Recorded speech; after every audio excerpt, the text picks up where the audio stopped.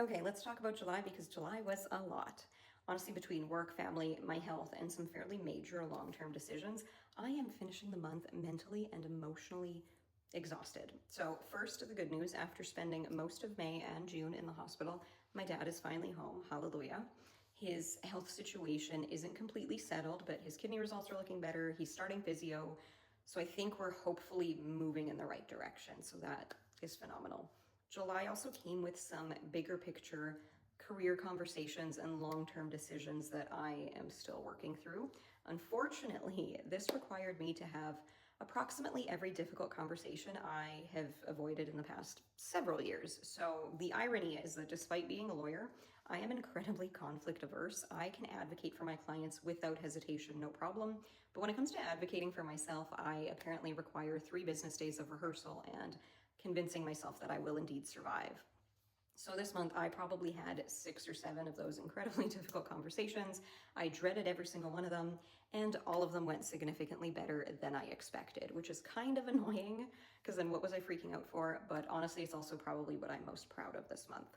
Speaking of being proud, I also passed part 1 of the exam that I spent most of spring studying for. That was exciting for me for approximately 5 minutes before I realized that means I now have to start studying for part 2. Physically, July was rough. My endometriosis came back with a vengeance, so my kind of health and fitness, especially fitness, became more about survival than progress. I skipped a few workouts this month and just decided to walk on the treadmill instead because it was the only movement I felt I could do, and I didn't have to think, and we were really into that this month. On the bright side, I did buy a wearable heating pad, so apparently this is where we're finding joy at 32. I did hit my reading goal, so I read The Creature from Jekyll Island because nothing says summer relaxing read like The Federal Reserve and Before We Were Innocent, which is a fiction thriller. And while we're talking about reading, honestly, some of the best July moments for me were just sitting on the deck and reading. Like I said, this month has been so mentally loud that those quiet moments just felt so especially important.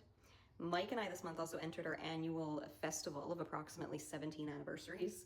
We have also booked an international trip for September, so we both have something super exciting to look forward to.